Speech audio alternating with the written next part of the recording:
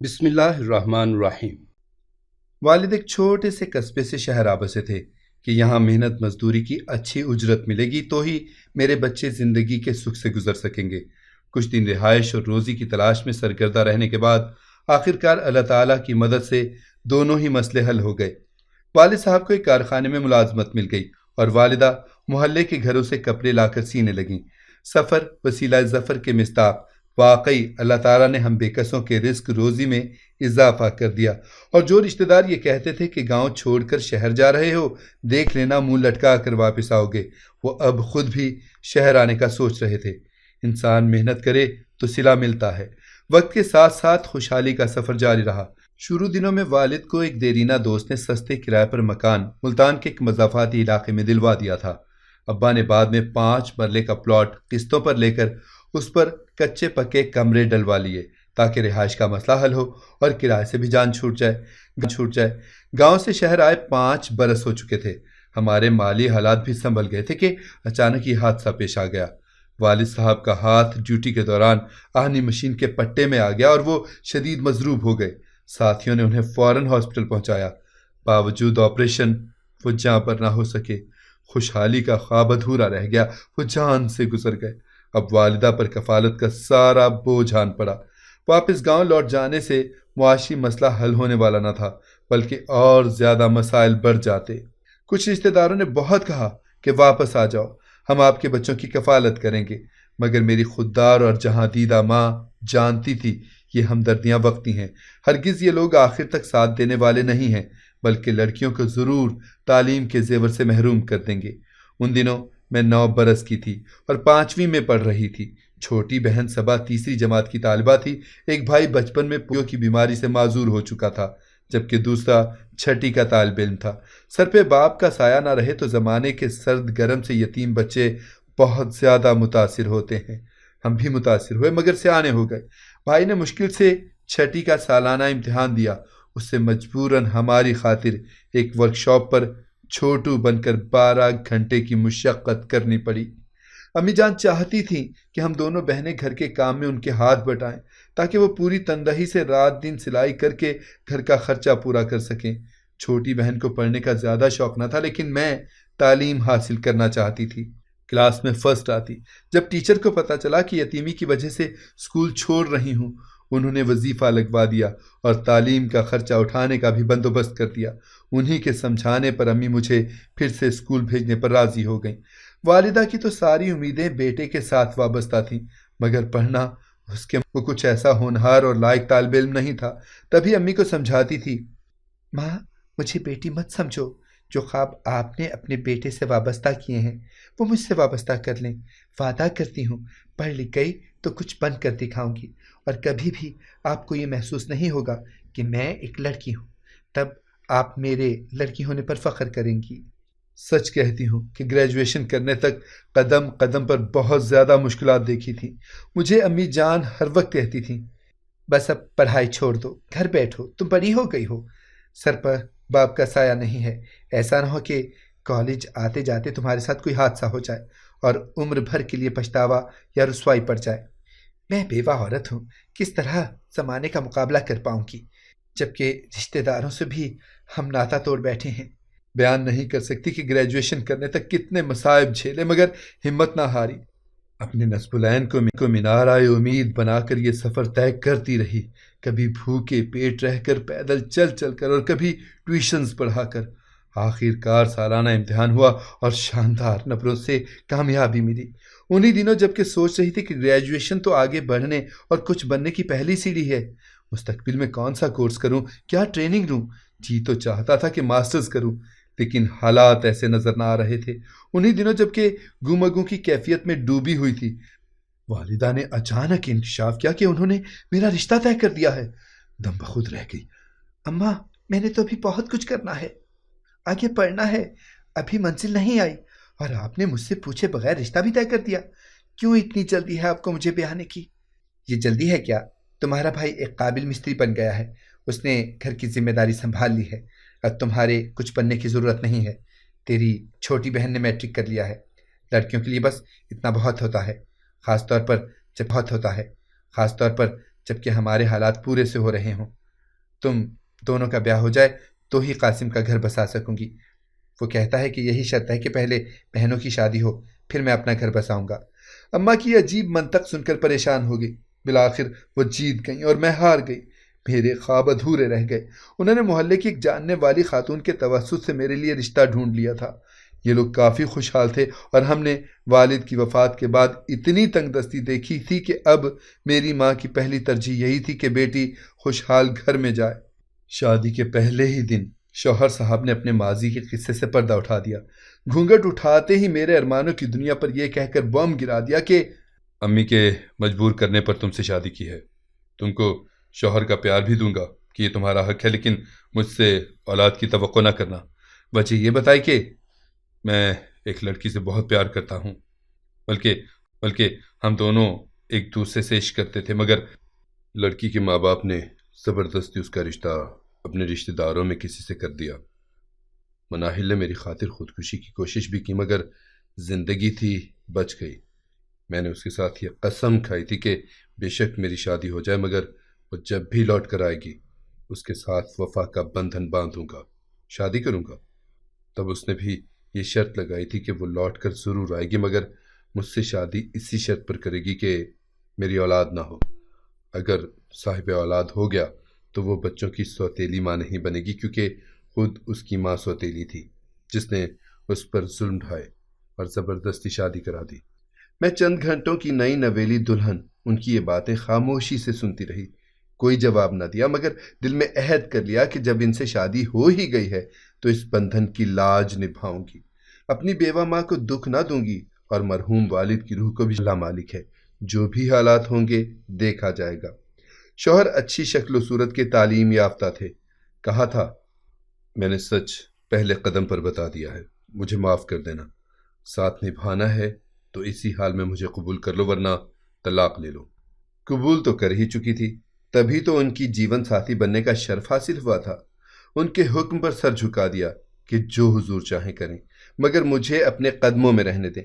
لڑکی حالات سے مجبور، جبکہ یتیم بھی ہو اور ایک شریف بیوہ کی بیٹی ہو، اس کے سوا اور کیا کر سکتی ہے کہ وہ لامتناہی صبر کے راستوں پر چلتی رہے اور کبھی نہ تھکے۔ ماں نے تو اس نقطۂ نظر سے کہ خوشحال گھر بیاہا تھا، جہیز کی خاطر اپنی ساری جمع پونجی کے علاوہ قرض بھی لے لیا تھا کہ سسرال میں عزت و توقیر ہوگی۔ کوئی جانتا تھا کہ کس قدر گھاٹے کا سودا کر رہے ہیں؟ یہ وہ زمانہ تھا کہ جوان لڑکی کو گھر والوں سے زیادہ محلہ اور معاشرہ بوجھ تصور کرتا تھا۔ محلے والوں نے بھی میرے بیاہ پر اماں کی ہر طرح سے پوری مدد کی تھی۔ شادی کے بعد شوہر نے برا سلوک تو نہ کیا، مگر حالات کی خوشی سے بھی دور رکھا۔ یوں 5 سال گزر گئے۔ میں صبر سے دن رات کاٹ رہی تھی کہ کبھی تو ماضی کے جال سے نکلیں گے اور میرے دن پھریں گے۔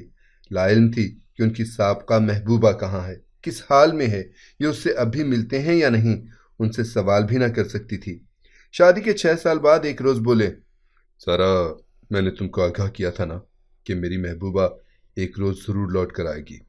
اس کے شوہر سے طلاق ہو چکی ہے۔ مناہل نے بھی اپنا وعدہ نبھایا ہے کہ اولاد نہیں ہونے دی۔ اب ہم شادی کر سکتے ہیں۔ اس کے والد اس دنیا میں نہیں ہیں، جو کہ ہماری راہ میں سب سے بڑی رکاوٹ تھے۔ وہ اس رسان سے باتیں کر رہے تھے کہ جیسے میں ان کی بیوی نہیں کوئی بے جان چیز ہوں۔ یہ خیال کیے بغیر کہ ان کی باتوں سے میرے دل کو کتنی تکلیف پہنچ رہی ہے۔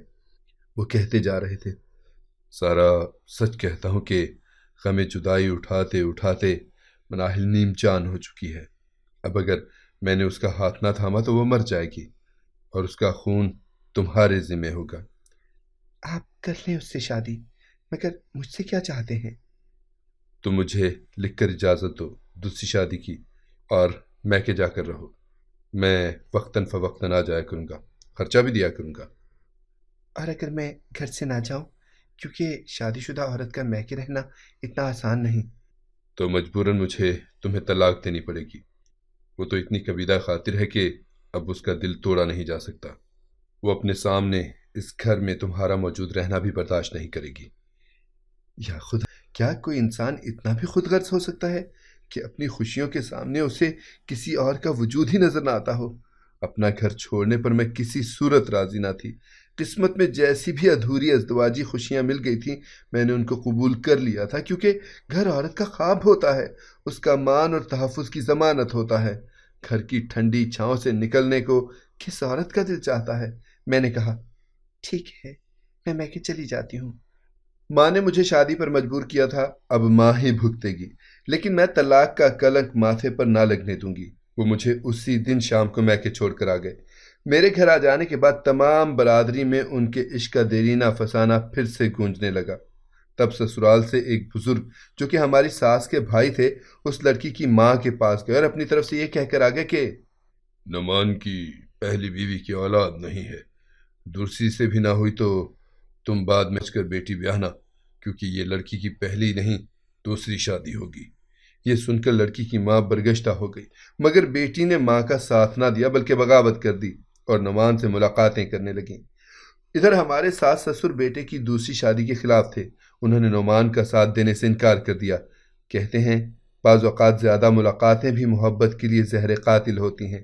صحیح کہتے ہیں کہ شادی سے قبل کی ان ملاقاتوں سے ہمارے صاحب کا عشق ایک دن اپنی موت آپ مر گیا، کیونکہ ان دونوں میں اکثر لڑائی رہنے لگی۔ معشوقہ صاحبہ یہ جان گئیں کہ یہ آدمی دور سے بھلا لگتا تھا، لیکن اس کے ساتھ شادی کر کے عمر بھر کی ذہنی غلامی میں جیون کا سفر طے کرنا خودکشی سے بھی بدتر ہوگا۔ ہمارے صاحب عرصے تک اٹوائی کھٹوائی لیے پڑے رہے اور ٹھنڈی آہیں بھرتے رہے کہ کیا سوچا تھا اور مناہل کیسی نکلی۔ کاش پہلے ہی جان جاتا تو نہ لٹاتا اس طرح گھر کو۔ میں اگر پڑھی لکھی نہ ہوتی تو شاید غموں کے اندھیرے مجھے نگل جاتے۔ تعلیم اس وقت ایک روشن چراغ کی طرح سامنے آئی، مجھے راہ دکھائی۔ نرسنگ میں داخلہ لے لیا اور اب کچھ اور نہیں کر سکتی تھی، اور شفیق ڈاکٹر صاحب کی کوشش سے دبئی کے ایک ہاسپٹل میں ملازمہ ہو گئی۔ یہاں آ کر زندگی کی کچھ سہولیات میسر آئیں تو تندہی سے ڈیوٹی سر انجام دینے لگی۔ تنخواہ اچھی تھی، اور کیا چاہیے تھا؟ اتنے غیر ذمہ دار اور بچگانہ ذہن رکھنے والے بے وفا شوہر کی غلامی سے تو اپنی محنت کی کمائی بھلی تھی۔ مریضوں اور دکھیاروں کی خدمت سے مجھے سکون ملنے لگا۔ کبھی کبھی اپنی اجڑی زندگی پر افسوس بھی ہوتا تھا کہ ناحق دو چاہنے والوں کے ڈرامے میں میری زندگی بھینٹ چڑھ گئی۔ 3 سال پہلے جاب میں رہی، ترقی بھی ہوئی، البتہ والدہ اور بہن بھائیوں سے دوری ستاتی ضرور تھی۔ گھر سے ملازمت میری مجبوری تھی کہ عمر بھر تو کسی پر بوجھ نہ بن سکتی تھی۔